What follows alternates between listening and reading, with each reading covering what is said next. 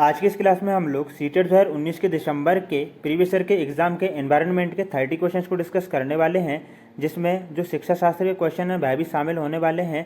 और ये जो हैं आने वाला जो सीटेट एग्ज़ाम है, केवीएस हो या फिर जो अदर टेट एग्ज़ाम्स हैं, उन सभी के पॉइंट ऑफ व्यू से काफ़ी ज़्यादा इंपॉर्टेंट हैं।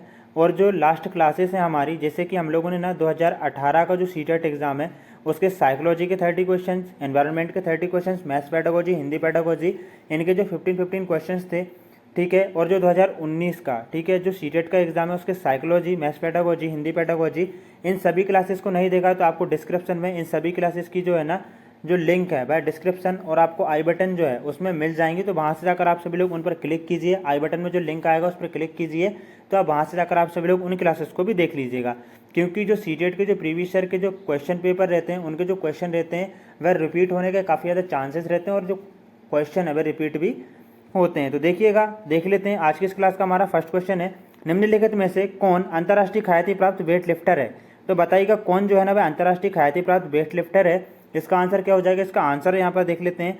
इसका आंसर हो जाएगा ऑप्शन नंबर 4, ठीक है ना। कर्णम मल्लेश्वरी जो है ना वह अंतर्राष्ट्रीय ख्याति प्राप्त वेट लिफ्टर हैं। नेक्स्ट क्वेश्चन को देख लेते हैं। नीचे दिए गए कौन सा एक समूह जड़ों का है? तो बताइएगा कौन सा जो है ना वह जड़ों का समूह है। तो यहाँ पर देख लेते हैं हम लोग, चुकंदर, आलू, अदरक, ठीक है, गाजर, हल्दी, अदरक, शकरकंदी, मूली, हल्दी, या फिर गाजर, चुकंदर या मूली, ये ठीक है, इनमें से कौन सा जो है वह जड़ों का समूह है? इसका आंसर हो जाएगा ऑप्शन नंबर 4। हम बात कर सकते हैं यहाँ पर गाजर, चुकंदर और जो मूली है ना, यह जड़ों का एक समूह है। राइट आंसर ऑप्शन नंबर 4 हो जाएगा। रेगिस्तानी युग नाम का एक पेड़ है जो पाया जाता है। तो जो रेगिस्तानी नाम का जो एक पेड़ है वह कहाँ पर पाया जाता है? अबू धाबी, ऑस्ट्रेलिया, राजस्थान के रेगिस्तानों में या संयुक्त अरब अमीरत के रेगिस्तानों में? इसका आंसर बताइएगा। इसका आंसर क्या हो जाएगा? देखिएगा, इसका आंसर ऑप्शन नंबर 2 हो जाएगा। बात करें हम लोग रेगिस्तानी ओक, तो ये जो है ना ये ऑस्ट्रेलिया में पाया जाता है, ठीक है। इसका आंसर क्या हो जाएगा? इसका आंसर ऑप्शन नंबर 2 हो जाएगा। अगला क्वेश्चन देखेंगे, नेफेंथीस वह पौधा जो शिकार करता है के विषय में नीचे दिए कथनों पर विचार कीजिए। देखिए, नेफेंथीस नाम का एक पौधा है जिसको हिंदी में घटपर्णी कहा जाता है, घटपर्णी। तो जो क्या करता है? शिकार करता है। तो उसके बारे में कुछ कथन दिए गए, उन पर विचार करना है। यह पौधा ऑस्ट्रेलिया, इंडोनेशिया और भारत में मेघालय में पाया जाता है क्या? इसका आकार घड़े जैसा होता है और इसका मुंह एक पत्ती से ढका होता है। यह केवल छोटे कीड़े मकोड़ों, ठीक है, को फंसाकर उनका शिकार करता है। यह छोटे कीड़े मकोड़ों को खींचने के लिए मोहक आवाज़ निकालता है जो इसमें फंस जाते हैं और बाहर नहीं निकल पाते हैं। तो इनमें से कौन से कथन जो है ना वह सही है नेफेंथीस या घटपर्णी पौधे के बारे में? तो इसका जो आंसर हो जाएगा ना ऑप्शन नंबर ए हो जाएगा, ठीक है। ऑप्शन नंबर ए मतलब 1 हो जाएगा, ठीक है। और यहाँ पर देखिए ए और बी, तो देख लेते हैं। यह पौधा ऑस्ट्रेलिया, इंडोनेशिया और भारत के मेघालय में पाया जाता है, बिल्कुल सही है। इसका आकार घड़े जैसा होता है और इसका मुंह कैसा होता है? एक पत्ती से ढका होता है। ये ए और बी बिल्कुल सही है नेफेंथीस के बारे में। तो आंसर क्या हो जाएगा? ऑप्शन नंबर 1 हो जाएगा। बाकी हम बात करेंगे केवल, ठीक है, देखिए केवल छोटे मोटे जो कीड़े मकोड़े उनको ही नहीं, और भी जो, ठीक है, जो जीव है, छोटे छोटे जानवर, उनको भी वह खा जाता है फंसाकर, ठीक है। ये आवाज़ वगैरह यहाँ पर निकालने की बात की गई है, ठीक है, तो ऐसा भी नहीं है, ये गलत है। बाकी ए और बी बिल्कुल सही है। आंसर ऑप्शन नंबर 1 हो जाएगा। अगला क्वेश्चन देखिएगा, भारत की आज़ादी से पहले महात्मा गांधी ने जिस दांडी के समुद्र तट तक अपनी प्रसिद्ध यात्रा की थी वह भारत के नीचे दिए गए किस राज्य में है? आंध्र प्रदेश, कर्नाटक, महाराष्ट्र या फिर गुजरात? बताइएगा इसका आंसर क्या हो जाएगा? इसका जो आंसर है ना ऑप्शन नंबर 4 हो जाएगा, ठीक है। ये कहाँ पर है? गुजरात राज्य में स्थित है। अगला क्वेश्चन है, उच्च ज्वर, तेज बुखार, ठीक है, के साथ कपकपी जिसका उपचार सिनकोना पेड़ की छाल से किया जाता है वह कौन सा है? म्यादी बुखार, मलेरिया, चिकनगुनिया या फिर डेंगू? इसका आंसर क्या हो जाएगा? बताइएगा। देखिएगा, यहाँ पर क्या बात हो रही है? उच्च ज्वर मतलब तेज बुखार हो और कपकपी, ठीक है, कपकपी छूटे या कपकपी मतलब सर्दी वगैरह लगे तो, और उसका उपचार सिनकोना के पेड़ की छाल से किया जाता है। तो वह किस प्रकार का, ठीक है ना? या क्या म्यादी बुखार होगा, मलेरिया होगा, चिकनगुनिया होगा या फिर डेंगू होगा? इसका आंसर देख लेते हैं। इसका आंसर ऑप्शन नंबर 2, ठीक है ना। तो यह मलेरिया के लक्षण है। आंसर यहाँ पर ऑप्शन नंबर। नेक्स्ट क्वेश्चन को देखिएगा, चेराव नाच कहाँ के लोग करते हैं? जो चेराव नाच है वह कहाँ के लोग करते हैं? झारखंड, मिजोरम, मणिपुर या फिर मेघालय? इसका आंसर क्या हो जाएगा? देखिएगा, इसका आंसर देख लेते हैं। इसका आंसर ऑप्शन नंबर 2, ठीक है ना। जो चेराव नाच है ना ये मिजोरम के लोग करते हैं। अगला क्वेश्चन है, तमिलनाडु के निकटवर्ती राज्य बताइए। तो जो तमिलनाडु है इसके निकटवर्ती राज्य कौन कौन से? आंध्र प्रदेश, केरल और कर्नाटक हैं। आप लोग मैप में भी देख सकते हैं। नेक्स्ट क्वेश्चन देखिएगा, एनसीएफ से रिलेटेड है और एनसीएफ से रिलेटेड काफ़ी ज़्यादा क्वेश्चन एग्जाम में पूछे जाते हैं। देखिएगा, एनसीएफ 2005 के अनुसार निम्नलिखित में से क्या प्राथमिक स्तर पर पर्यावरण अध्ययन शिक्षण का उद्देश्य नहीं होना चाहिए?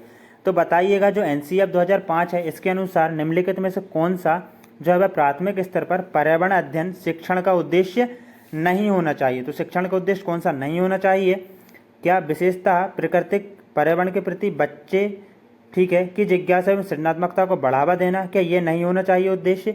या फिर अवलोकन, वर्गीकरण और निष्कर्ष निकालने आदि प्रक्रियाओं के माध्यम से बुनियादी संज्ञानात्मक और गत्यात्मक कौशल प्राप्त करने के लिए खोजबीन से जुड़ी और हाथों से करने वाले कार्यों में बच्चों को संलग्न करना। देखिए ये भी उद्देश्य हो सकता है, ठीक है ना, ये उद्देश्य हो सकता है। यहाँ पर हमसे क्या पूछा है? उद्देश्य नहीं होना चाहिए। प्राकृतिक, सांस्कृतिक व सामाजिक पर्यावरण के बीच संबंधों को पहचानना व समझने में बच्चों को प्रशिक्षित करना, बिल्कुल ये भी सही है। अगला देखेंगे, पर्यावरणीय समझ के द्वारा बच्चों में सटीक संख्यात्मक कौशल का विकास करना। यह उद्देश्य बिल्कुल भी अकॉर्डिंग टू एनसीईआरटी बिल्कुल नहीं होने वाला, ठीक है। आंसर ऑप्शन नंबर 4 हो जाएगा, क्योंकि हमसे यही पूछा गया कि कौन सा उद्देश्य नहीं है। अगला क्वेश्चन देखिएगा, पर्यावरण अध्ययन कक्षाओं में कक्षा 3 से 5 के लिए एक विषय क्षेत्र है जो संकलित करता है विज्ञान की अवधारणा और मुद्दों को, पर्यावरणीय शिक्षा, सामाजिक अध्ययन और विज्ञान की अवधारणा और मुद्दों को, या फिर विज्ञान और सामाजिक विज्ञान की अवधारणा और मुद्दों को, या पर्यावरणीय शिक्षा और विज्ञान की अवधारणा मुद्दों को, ठीक है। बताइएगा कक्षा 3 से 5 के लिए एक विषय क्षेत्र है जो किसको संकलित करता है, आपको बताना है। इसका आंसर क्या हो जाएगा? इसका जो आंसर है ना वह हो जाएगा ऑप्शन नंबर 2 हो जाएगा। पर्यावरण शिक्षा, सामाजिक अध्ययन और विज्ञान की अवधारणाओं और जो मुद्दे हैं ना उनको ये जो है ना वह संकलित करता है। अगला क्वेश्चन देखेंगे, निम्नलिखित में से क्या पर्यावरण अध्ययन के संदर्भ में सही है? तो बताइएगा पर्यावरण अध्ययन के संदर्भ में कौन सा सही है। पर्यावरण अध्ययन एक विषय है जो 1 से 5 तक की कक्षाओं में पढ़ाया जाता है, या 1 से 2 की कक्षाओं के लिए भाषा और गणित के माध्यम से पर्यावरण अध्ययन पढ़ाया जाता है, या हम यूँ कहें 2, 3 और 4, ठीक है, जो कक्षाएं हैं उनके लिए पर्यावरण अध्ययन से जुड़े मुद्दों को भाषा और गणित के माध्यम से पढ़ाया जाता है, या 1 से 2 तक की कक्षाओं के लिए पर्यावरण अध्ययन से जुड़े मुद्दे विज्ञान और सामाजिक विज्ञान के द्वारा पढ़ाए जाते हैं। देखिए निम्नलिखित में से क्या पर्यावरण अध्ययन के संदर्भ में सही है, यह पूछा गया है। Answer option number 2। देखिए 1 से 2 की कक्षाओं के लिए भाषा और गणित के माध्यम से पर्यावरण अध्ययन जो है वह पढ़ाया जाता है। आंसर यहाँ पर ऑप्शन नंबर 2 हो जाएगा। अगला क्वेश्चन देखेंगे, बच्चों को पर्यावरण अध्ययन को सीखने के लिए खोजने के द्वारा पर्याप्त समय दिया जाता है, यह इंगित करता है, ये किसकी ओर इंगित करता है? देखिएगा इसका आंसर है ऑप्शन नंबर 3, यह पर्यावरण अध्ययन बाल केंद्रित की ओर जो है ना इंगित करता है, क्योंकि बच्चों को जो है ना खोजने के पर्याप्त अवसर वगैरह दिए गए हैं, ठीक है। याद करने की बात करेंगे नहीं, ठीक है, शिक्षक केंद्रित होना नहीं चाहिए, ना ही जो सूचना है उनके द्वारा सीखा जाएगा, बल्कि बच्चे क्या करेंगे, बाल केंद्रित है, ठीक है ना। तो वह अवसर वगैरह उनको दिए जाएँ और जो है ना अवसर दिए जाएँ और उनको जो है अपने अनुभव वगैरह साझा करने के भी अवसर दिए जाएँ। अगला क्वेश्चन देखिएगा, निम्नलिखित में से कौन सा पर्यावरण अध्ययन पाठ्यक्रम के सुझावित प्रकरणों का उप प्रकरण है? कौन सा है उप प्रकरण? तो जो है उप प्रकरण है वह कौन सा है? ऑप्शन नंबर 3 हो जाएगा, ठीक है। जो जानवर है ना ये उप प्रकरण है, आंसर ऑप्शन नंबर 3 हो जाएगा। यहाँ पर उप प्रकरण ही पूछा गया है। अगला क्वेश्चन देखिएगा, निम्नलिखित में से क्या पर्यावरण अध्ययन के शिक्षक के लिए वांछनीय गतिविधि है? तो जो पर्यावरण अध्ययन के शिक्षक हैं उनके लिए कौन सी जो है ना वांछनीय गतिविधि है? विभिन्न कक्षाओं के बहुसांस्कृतिक क्षेत्रों को संबोधित करना, पर्यावरण अध्ययन की अवधारणाओं से संबंधित महत्वपूर्ण सूचनाओं को बच्चों को देने के लिए प्रेरित करना, या पर्यावरण अध्ययन के 6 प्रकरणों का रेखीय आयोजन करना, या केवल पाठ्यपुस्तक पर आश्रित। देखिए ये तो बिल्कुल कट गया है, ऑप्शन नंबर यहाँ पर हम कह सकते हैं 4, ठीक है। इसका जो आंसर है ना ऑप्शन नंबर 1 हो जाएगा। विभिन्न कक्षाओं के जो बहुसांस्कृतिक क्षेत्र हैं उनको संबोधित करना जो है ना वह पर्यावरण अध्ययन के शिक्षक के लिए एक वांछनीय गतिविधि है। आंसर ऑप्शन नंबर 1 हो जाएगा। अगला क्वेश्चन देखिएगा, निम्नलिखित में से क्या पर्यावरण अध्ययन में बच्चों के द्वारा ज्ञान की रचना महत्वपूर्ण है? बच्चों का सक्रिय भाग लेना, बिल्कुल ये तो है। बच्चों के समुदाय के सदस्य, ये भी है। पर्यावरण अध्ययन की पाठ्यपुस्तकें, पर्यावरण अध्ययन की पाठ्यपुस्तक के में दी गई व्याख्या और परिभाषा। देखिएगा आई थिंक ना हम यहाँ पर कह सकते हैं व्याख्या परिभाषा तो नहीं होगी, यहाँ पर देख लेते हैं इसका आंसर क्या हो जाएगा। देखिएगा इसका जो आंसर है ना वह ऑप्शन नंबर 1 हो जाएगा। बिल्कुल ABC जो है ना इसके सही है। बच्चों का सक्रिय भाग लेना, बच्चों के समुदाय के सदस्य, पर्यावरण अध्ययन की पाठ्यपुस्तकें जो है ना पर्यावरण अध्ययन में बच्चों के ज्ञान की रचना में महत्वपूर्ण योगदान देती हैं। अगला क्वेश्चन देखिएगा, बच्चों को पर्यावरण अध्ययन सीखने में प्रभावशाली तरीके से जोड़ा जा सकता है। देखिए बच्चों को जो है ना पर्यावरण अध्ययन सिखाना है तो उसमें उनको किन प्रभावशाली तरीकों से जोड़ा जा सकता है? वृत्तांत, कहानियाँ, शिक्षकों के द्वारा अवधारणाओं की प्रभावशाली व्याख्या, या शिक्षक के द्वारा अवधारणाओं का प्रभावशाली प्रदर्शन और व्याख्या। इसका जो आंसर है ना वह ऑप्शन नंबर 2 हो जाएगा। ऑप्शन नंबर 2 में A और B, ठीक है। वृत्तांत और कहानियाँ जो है ना इनको हम लोग जोड़ सकते हैं पर्यावरण अध्ययन के क्षेत्र में। आगे देखेंगे, पर्यावरण अध्ययन के शिक्षक के द्वारा बच्चों जानवरों का अवलोकन और उनका चित्र बनाने को प्रेरित करने का क्या उद्देश्य है? बच्चों में सृजनात्मकता का विकास करना, बच्चों में अवलोकन और रचना कौशलों का विकास करना, या बच्चों में सौंदर्यगत संवेदना का विकास करना। देखिए इसका जो आंसर है ना वह क्या हो जाएगा, ऑप्शन नंबर 4 हो जाएगा, ए, बी और सी। ठीक है ना, ये तीनों के तीनों बिल्कुल सही हो जाएंगे। उनके अवलोकन में जो है ना काफ़ी ज़्यादा महत्वपूर्ण भूमिका निभा सकते हैं। अगला क्वेश्चन देखेंगे। अगला क्वेश्चन है, पर्यावरण अध्ययन में शिल्पकला और चित्रकला को समूह में रखकर सीखने पर बल दिया जाता है। क्यों दिया जाता है? क्योंकि कक्षा के अनुशासनहीनता को रोकने के लिए समूह में सीखना शिक्षकों के लिए एक आसान और बहुप्रतिभाशाली युक्ति है। क्या इसलिए बल दिया जाता है? देखिए ऐसा तो बिल्कुल भी नहीं होना चाहिए। ठीक है ना, क्योंकि सिर्फ जो है ना अनुशासन वगैरह जो है अनुशासनहीनता को रोकने के लिए, क्या अनुशासनहीनता को पूरी तरह से जो है ना वह अनुशासन में ही बच्चों को नहीं रखेंगे, ताकि वह देखिए अनुशासन में रखेंगे तो वह प्रेरित भी नहीं होंगे और प्रश्न पूछने से भी क्या करेंगे, वह हिचकिचाएंगे। आगे देख लेते हैं। नंबर 1 तो बिल्कुल नहीं होने वाला। समूह में सीखना सहपाठी द्वारा सीखने को प्रोत्साहित करता है, बिल्कुल सही है, बी तो हो ही जाएगा। इसके बाद देखिए समूह में सीखना कक्षा में सामाजिक अंतःक्रिया को बेहतर करता है, बिल्कुल सही है, बी, सी बिल्कुल सही है। ठीक है, समूह में सीखना पर्यावरण अध्ययन के पाठ्यक्रम को समय पर पूरा करने में सहायता करता है। देखिए ये ऐसा कुछ नहीं है कि उसको समय पर पूरा किया जाए, बी और सी सही है। बी, सी कहाँ पर है? बी और जो सी है ऑप्शन नंबर 3 में है। ठीक है ना, तो आंसर कौन सा हो जाएगा? ऑप्शन नंबर 3 हो जाएगा। अगला क्वेश्चन देखेंगे। निम्नलिखित में से क्या पर्यावरण अध्ययन को सीखने का सबसे प्रभावशाली संसाधन है? परिवार के सदस्य, समुदाय के सदस्य, समाचार पत्र, कक्षा। इसका आंसर बताइएगा। इसका जो आंसर है ना वह ऑप्शन नंबर 1 हो जाएगा। ठीक है, यहाँ पर हम लोग कह सकते हैं, देखिए हम लोग जो आपको आंसर बता रहे हैं ना, देखिए इसका जो आंसर है ना वह 1 नहीं होगा, वह कौन सा हो जाएगा देख लेते हैं हम लोग। इसका आंसर है ऑप्शन नंबर 3। ठीक है, ए, बी और सी। हम यहाँ पर कह सकते हैं कि जो पर्यावरण अध्ययन है उसको सीखने का सबसे प्रभावशाली माध्यम क्या हो सकता है? संसाधन, परिवार के सदस्य, समुदाय के सदस्य, समाचार पत्र। आंसर ऑप्शन नंबर क्या हो जाएगा? यहाँ पर हम कह सकते हैं 3 हो जाएगा, ए, बी और सी। अगला क्वेश्चन देखिएगा। निम्नलिखित सीखने के कौन से सिद्धांत का पर्यावरण अध्ययन में अनुसरण होता है? ठीक है, बताइएगा कौन सा जो है ना उसमें अनुसरण होता है सिद्धांत में। तो इसका आंसर हो जाएगा यहाँ पर देखिएगा ऑप्शन नंबर 4 हो जाएगा, ज्ञात से अज्ञात। ठीक है ना, इसका जो है ना अनुसरण होता है पर्यावरण अध्ययन में। राइट आंसर ऑप्शन नंबर 4 हो जाएगा, ज्ञात से अज्ञात। बाकी हम बात करें वैश्विक से स्थानीय, अमूर्त से मूर्त, ये तो बिल्कुल नहीं होगा, ना ही अज्ञात से ज्ञात होगा, बल्कि ज्ञात से अज्ञात होगा। जो बच्चों को ज्ञात है ज्ञान, उसी से जो ठीक है जो न्यू ज्ञान उसको उनको प्रदान किया जा रहा है उसको रिलेट करना या जोड़ना हो जाएगा। अगला क्वेश्चन देखिएगा। निम्नलिखित में से कौन सा पर्यावरण अध्ययन में सीखने का रचनात्मक आकलन का साधन नहीं है, पूछा गया है? पोर्टफोलियो, क्रम निर्धारण मापनी, वर्ण अभिलेखन, वार्षिक उपलब्धि परीक्षण। ठीक है, देखिए पर्यावरण अध्ययन में सीखने का रचनात्मक आकलन का साधन कौन सा नहीं है? इसका जो आंसर है ना ऑप्शन नंबर 4 हो जाएगा, वार्षिक उपलब्धि परीक्षण जो है ना इसका साधन नहीं है। बाकी पोर्टफोलियो, क्रम निर्धारण मापनी, वर्णन अभिलेख, ये सभी के सभी इसके साधन कह सकते हैं। अगला क्वेश्चन देखिएगा। निम्नलिखित में से किसको पर्यावरण अध्ययन में बच्चों के आकलन में दूर करना चाहिए? तो किसको करना चाहिए दूर? ठीक है ना, बच्चों के आकलन में।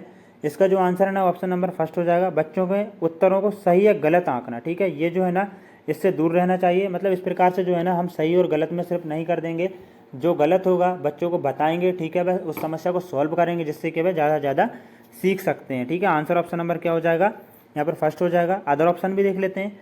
कक्षा 5 के EVS पाठ्यपुस्तक में प्रत्येक पाठ के अंत में दिए गए आज हमने क्या सीखा पर चर्चा। देखिए इससे को ना दूर नहीं करेंगे, इससे क्या संरचनात्मक और जो उनकी सृजनात्मकता है, ठीक है रचनात्मकता है, उसमें वृद्धि होगी। काफ़ी ज़्यादा सोच विचारने वाला क्वेश्चन है ये। आकलन के संकेतों का उपयोग करना, बच्चों के सीखने में गुणात्मक आकलन, ये भी ठीक है, बट ऑप्शन नंबर यहाँ पर ये नहीं करेंगे और यही पूछा गया है कि दूर करना चाहिए। आंसर ऑप्शन नंबर 1 हो गया। अगला क्वेश्चन देखिएगा। एक कक्षा 5 की शिक्षक एक क्रियाकलाप का संचालन करती है जिसमें वह कक्षा के बच्चों से फर्श पर चीनी के कुछ दाने डालने को कहती है और उनको चींटियों के आने का इंतजार करने को कहती है। बच्चों को इस प्रकार के क्रियाकलाप से अर्थपूर्ण सीखने को मिल सकता है यदि शिक्षक बच्चों को क्रियाकलाप का अवलोकन करने को प्रेरित करती हो, बच्चों को अपने अनुभव साझा करने को प्रेरित करे, या बच्चों को क्रियाकलाप का अवलोकन, अनुभव साझा और उस पर चर्चा करने का प्रेरित करती है, या बच्चों को क्रियाकलाप से संबंधित प्रश्नों को घर से करने को प्रेरित करती है। तो इसका आंसर क्या होगा? इसका आंसर है ऑप्शन नंबर 3। ठीक है ना, देखिए जो क्रियाकलाप है इससे अर्थपूर्ण सीखने को मिल सकता है। बिल्कुल, यदि शिक्षक जो है ना बच्चों को क्रियाकलाप का अवलोकन, वह अवलोकन करें, अनुभव करें, साझा करें उस अनुभव को और उस पर चर्चा करने को प्रेरित करें। ठीक है, आंसर ऑप्शन नंबर 3 हो जाएगा। अगला क्वेश्चन देखिएगा। नीचे दी गई सूची पर विचार कीजिए। देखिए कछुआ, घड़ियाल, कौवा, बतख, मछली, इस सूची में से निम्नलिखित में से कौन दूसरों से भिन्न है। देखिए मछली हो गई, ठीक है, घड़ियाल कछुआ पानी में रहते हैं, कौवा जो है ना वह कहाँ पर रहता है, ठीक है, आसमान में रहता है। तो हम यहाँ पर कह सकते हैं इसका जो आंसर है ना ऑप्शन नंबर बिल्कुल 2 हो जाएगा, कौवा जो है ना वह अलग है। अगला क्वेश्चन देखिएगा, कॉलम दिए हुए हैं, इनको मैच करना है। यहाँ पर इसका आंसर बताइएगा, इसका आंसर क्या हो जाएगा देख लेते हैं हम लोग। यहाँ पर देखिए सबसे पहले हांगकॉन्ग, ठीक है, तो इसमें जो हांगकॉन्ग है ना किसी भी करी के साथ उबला टैपियोका, ठीक है, पकाया हुआ सांप, बिल्कुल हांगकॉन्ग में क्या खाया जाता है, पकाया हुआ सांप खाया जाता है। मतलब फर्स्ट का क्या हो जाएगा 5 हो जाएगा, ठीक है, ए का क्या हो जाएगा 5 हो जाएगा। ए का 5 किस में है, देखिए ये वाला तो वैसे ही कट गया है, ठीक है। अब हमारे पास ये तीनों ऑप्शन है, इनको देख लेते हैं। अब हम देख लेते हैं केरल, ठीक है ना, केरल, यहाँ पर देखिएगा केरल में क्या किसी भी करी के साथ उपला टेपियोका खाया जाता है, सरसों के तेल में बनी मछली, नारियल के तेल में बनी समुद्र की मछली, या छोले भटूरे। तो इसका आंसर बताइएगा, इसका आंसर क्या हो जाएगा। यहाँ पर देख लेते हैं केरल का जो है ना वह कहाँ पर जाएगा। जो केरल का है हम लोग यहाँ पर कह सकते हैं कि इसका जो है ना किसी भी करी के साथ उबला टैपियोका, ठीक है ना, इस पर ये जा सकता है बिल्कुल यहाँ पर, ठीक है। केरल का यहाँ पर क्या हो गया, ऑप्शन नंबर फर्स्ट हो गया बी का। देखिए बी का फर्स्ट कहाँ पर है, यहाँ पर है, ठीक है, तो ऑप्शन नंबर 2 बिल्कुल सही है। सी का सेकंड पे जाएगा, सी का सेकंड मतलब सरसों के तेल बनी मछली कहाँ पर, कश्मीर में और गोवा में, ठीक है। यहाँ पर हम कह सकते हैं गोवा में क्या है, ऑप्शन नंबर 3 नारियल के तेल में तली, ठीक है, या बनी हुई मछली, जो समुद्री मछली है ना वह खाई जाती है, ठीक है, ठीक है। हांगकॉन्ग का कहाँ पर है, पकाए हुए सांप, केरल किसी भी करी के साथ उबला हुआ टेपियोका, कश्मीर सरसों के तेल में बनी मछली, और गोवा जो है नारियल के तेल में बनी समुद्री मछली। आंसर ऑप्शन नंबर 2 हो जाएगा, याद रखिएगा, ये पूछे जा सकते हैं। अगला क्वेश्चन है, नीचे दिए गए पक्षियों की कौन सी प्रजाति झटके से अपनी गर्दन पीछे करती है। तो मैना जो पक्षी है वह झटके से अपनी गर्दन को पीछे कर लेती है। अगला क्वेश्चन है, घरों के नीचे दिए गए विवरणों पर विचार कीजिए। राजस्थान के गाँव के लोग मिट्टी के घरों जिनकी छतें कटीली झाड़ियों की होती हैं उसमें रहते हैं। मनाली हिमाचल प्रदेश में घर के बांसों खंभों पर बनाए जाते हैं।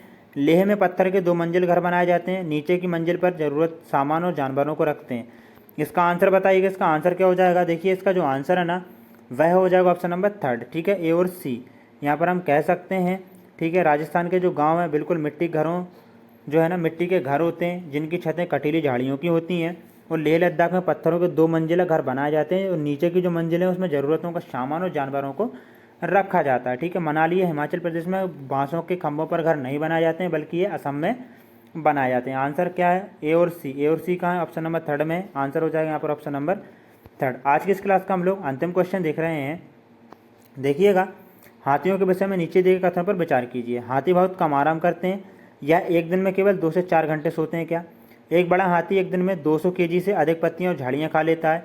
इन्हें पानी और कीचड़ में खेलना बहुत भाता है, इससे इनके शरीर को ठंडक मिलती है। किसी हाथियों के झुंड में सबसे बुजुर्ग हथनी ही सभी फैसले लेती है। इसका आंसर क्या हो जाएगा, आंसर ऑप्शन नंबर 3, ठीक है, ऑप्शन नंबर 3 सी, डी और ए, ठीक है, सी, डी और ए, ठीक है। मतलब हाथी जो है वह बहुत कम आराम करता है, यह एक दिन में 2 से 4 घंटे सोता है। इन्हें पानी और कीचड़ में खेलना बहुत भाता है, इससे इनके शरीर को ठंडक मिलती है। बिल्कुल किसी हाथियों के झुंड में सबसे बुजुर्ग जो हाथनी रहती है वही सभी फैसले लेती है, ठीक है। हम कह सकते हैं यहाँ पर इसका आंसर क्या हो जाएगा, इसका आंसर है यहाँ पर सी, डी और ए, ठीक है। सी, डी कहाँ पर है, 3 में है, 3 बिल्कुल यहाँ पर इसका राइट आंसर हो जाएगा। सेकंड वाला ऑप्शन देखते हैं, एक बड़ा हाथी एक दिन में 200 केजी से अधिक पत्तियाँ और झाड़ियाँ खा सकता है, ठीक है, ये गलत है, ठीक है। लगभग हम कह सकते हैं कि शायद जो है ना वह 100 केजी तक खा सकता है। आंसर यहाँ पर, ठीक है, अकॉर्डिंग टू हम लोग ना आपको जो ऑफिशियल आंसर है कि उसके बता रहे हैं, सी, डी और ए जो है ना इसका आंसर हो जाएगा। फ्रेंड्स, हम लोगों ने ना जो आज की इस क्लास में 30 क्वेश्चंस को डिस्कस किया, ये आने वाले सीटेट, केबीएस या जो अदर टेट एग्जाम्स हैं उन सभी के पॉइंट ऑफ व्यू से काफ़ी ज़्यादा इंपॉर्टेंट हैं। तो चैनल को सब्सक्राइब कर लें, लाइक कर, बेल आइकन को प्रेस कर कॉल के बटन पर सेट कर लें। यदि आप किसी भी टेट की तैयारी कर रहे हैं तो आपको ना बेस्ट कंटेंट मिलेगा, बट आपको करना क्या है, सब्सक्राइब कर लेना है और बेल आइकन को प्रेस कर कॉल के बटन पर सेट कर देना है, जिससे कि जो नेक्स्ट क्लासेस आपको हम लोग अवेलेबल कराएं तो उनका नोटिफिकेशन आपको मिल जाए। जय हिंद दोस्तों, वंदे मातरम। मिलते हैं एक न्यू क्लास में।